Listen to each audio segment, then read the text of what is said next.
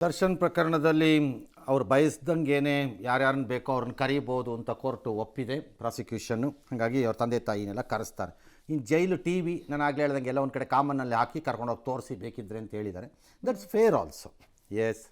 ರಾಜ್ಯದಲ್ಲಿ ತಣ್ಣಗಾಗಿದ್ದ ಹಿಜಾಬ್ ಮತ್ತು ಕೇಸರಿ ಶಾಲು ವಿವಾದ ಮತ್ತೆ ಹಾವೇರಿಯ ಹಾನಗಲ್ನಲ್ಲಿ ಮುನ್ನೆಲೆಗೆ ಬಂದಿದೆ. ಅಕ್ಕಿ ಆಲೂರಿನ ಸರ್ಕಾರಿ ಪ್ರಥಮ ದರ್ಜೆ ಕಾಲೇಜಿನಲ್ಲಿ ಡಿಗ್ರಿ 2ನೇ ವರ್ಷದ ಮುಸ್ಲಿಂ ವಿದ್ಯಾರ್ಥಿನಿಯರು ಹಿಜಾಬ್ ಧರಿಸಿ ಮತ್ತೆ ತರಗತಿಗೆ ಬರ್ತಾ ಇದ್ದಾರೆ. ಇದನ್ನು ವಿರೋಧಿಸಿರುವಂತಹ ವಿದ್ಯಾರ್ಥಿಗಳು ಕೇಸರಿ ಶಾಲನ್ನು ಹಾಕೊಂಡು ಬಂದಿದ್ದಾರೆ. ಈಗ ಎಚ್ಚೆತ್ತುಕೊಂಡಿರುವಂತಹ ಪ್ರಿನ್ಸಿಪಲ್ ನಾಳೆ ಹಿಜಾಬ್ ಹಾಕ್ತಾ ಇರ್ತಕ್ಕಂಥ ವಿದ್ಯಾರ್ಥಿನಿಯರನ್ನ ಕರೆಸಿ ತಿಳಿ ಹೇಳ್ತೀನಿ ಅಂತ ಹೇಳಿದ್ರು.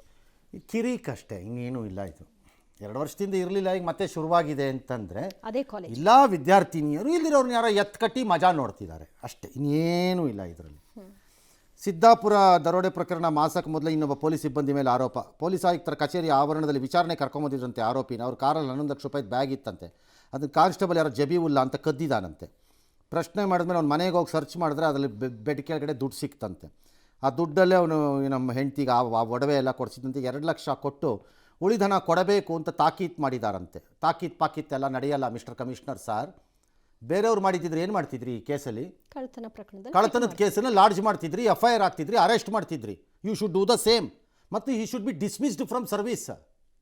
ತಂದು ಕೊಡು ಅಂತ ಕೊಡೋಕ್ಕೆ ನೀವೇನು ಪಂಚಾಯಿತಿ ಕಟ್ಟೆನಾ? ನಾಳೆ ಇನ್ನೊಬ್ಬ ಕದೀತಾನೆ, ಅವನು ತಂದು ಕೊಡ್ತಾನೆ. ಅದನ್ನೇ ಮಲ್ಯ ಹೇಳ್ತಿರೋದು, ತಂದು ಕೊಟ್ಬಿಡ್ತೀನಿ ಆ ದುಡ್ಡನ್ನು ತಗೊಳ್ಳಿ ಅಂತ. No it is not possible. ದೆಹಲಿಯ ವಾಯು ಮಾಲಿನ್ಯದಿಂದ ಮಕ್ಕಳು ಸಾಯ್ತಾ ಇದ್ದು, ಈ ಸಂಬಂಧ ಏನನ್ನಾದರೂ ಮಾಡಬೇಕು ಸರ್ಕಾರದ, ಇದು ಜವಾಬ್ದಾರಿ. ನನ್ನಂತಹ ವೃದ್ಧರು ಸಹ ತೊಂದರೆಯನ್ನು ಅನುಭವಿಸ್ತಾ ಇದ್ದಾರೆ ಅಂತ ಸೋನಿಯಾ ಗಾಂಧಿ ಅವರು ಇವತ್ತು ಸಂಸತ್ ಭವನದ ಆವರಣದ ಮುಂಭಾಗ ಮತ್ತೊಂದು ಅಲ್ಲ, ಯಾರಿಗಾದ್ರೂ ಅದು ಸಮಸ್ಯೆನೇ.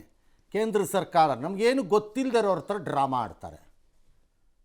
ಇಷ್ಟು ದಿನ ಆಪನ್ನು ಬೈತಿದ್ರು, ಆಪ್ ಸರ್ಕಾರ, ಪಂಜಾಬ್ ಸರ್ಕಾರ, ಹರಿಯಾಣ ಸರ್ಕಾರ ಅಂತ ಬುರುಡೆ ಬಿಡ್ತಿದ್ರು.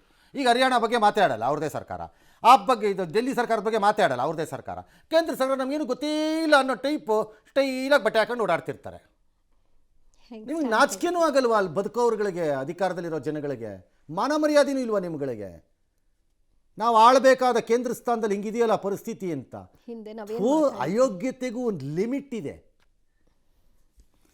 ಲೋಕಸಭೆಯಲ್ಲಿ ಇವತ್ತು ಹಲವಾರು ವಿಚಾರ ಪ್ರಸ್ತಾಪ ಆಯ್ತಂತೆ. ಇದನ್ನು ಡಾಕ್ಟರ್ ಮಂಜುನಾಥ್ ಅದನ್ನು ಸ್ಯಾಟಲೈಟ್ ರಿಂಗ್ ರೋಡ್ ಬಗ್ಗೆ ಮಾತಾಡಿದನ್ನು ಜಮೀನೆಲ್ಲ ತಗೊಂಡಿದ್ದೀರಿ, ಕಾಸು ಕೊಟ್ಟಿಲ್ಲ ಅಂತೆಲ್ಲ ಹೇಳಿದ್ರಂತೆ.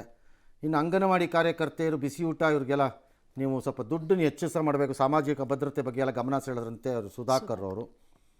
ಇನ್ನು ತೇಜಸ್ವಿ ಸೂರ್ಯ ಅಲ್ಟ್ರಾ ಪ್ರಾಸೆಸ್ ಉತ್ಪನ್ನಗಳ ಬಗ್ಗೆ ಮಾತನಾಡಿದ್ರಂತೆ. ಇದನ್ನು ತಿಂದು ಮಕ್ಕಳೆಲ್ಲ ಆರೋಗ್ಯ ಹಾಳಾಗ್ತಾ ಇದೆ, ಡ್ಯಾಶು ಮಕ್ಕಳೆಲ್ಲ ಎಲ್ಲರಿಗೂ ಒಬೆಸಿಟಿ ಎಲ್ಲ ಆಗ್ತಿದೆ, ಹಂಗೆ ಹಿಂಗೆ ಅಂತೆಲ್ಲ ಹೇಳಿದ್ರಂತೆ. ಅವ್ರಿಗೆ ಮಾಹಿತಿ ಕೊಡಬೇಕಿತ್ತು ಯಾರಾದರೂ.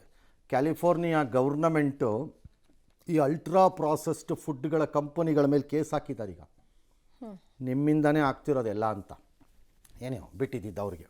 ಜೀನಿ ಸ್ಲಿಮ್ ರೆಫರ್ ಮಾಡ್ಬೇಕಾದ್ರೆ ಕಾರಣ ಏನಂದ್ರೆ ವೇಟ್ ಲಾಸ್ ಸಲುವಾಗಿ ನನ್ ಬಾಳ ಜನ ಕೇಳಿದ್ರು. ಫಸ್ಟ್ ನಾನ್ ತಗೊಂಡು ನನಗೆ ರಿಸಲ್ಟ್ ಬಂದ್ಮೇಲೆ ಆಮೇಲೆ ನಾನು ಜೀನಿ ಸ್ಲಿಮ್ ಇನ್ನೊಬ್ಬರಿಗೆ ಪ್ರಿಪೇರ್ ಮಾಡಿದ್. ಸುಸ್ತಾಗೋದು ಕಡಿಮೆ ಆಯ್ತು, ವೀಕ್ನೆಸ್ ಅದು ಏನೂ ಇಲ್ಲ, ಪೂರಾ ಹೆಲ್ದಿ ಅದೇನೆ. ವೇಟ್ ಜಾಸ್ತಿ ಇರೋರಲ್ಲಿ ಏನೇ ಡೌಟ್ ಇಲ್ಲದೆ 100% ಬಳಸಬಹುದು. ಪ್ರತಿದಿನ ನಮ್ಮ ಜೀನಿ ಸ್ಲಿಮ್ ನ ಯೂಸ್ ಮಾಡಿ ಯಾವುದೇ ಸೈಡ್ ಎಫೆಕ್ಟ್ ಇಲ್ದಂಗೆ ನೀವು ಸಣ್ಣ ಆಗ್ತೀರಾ.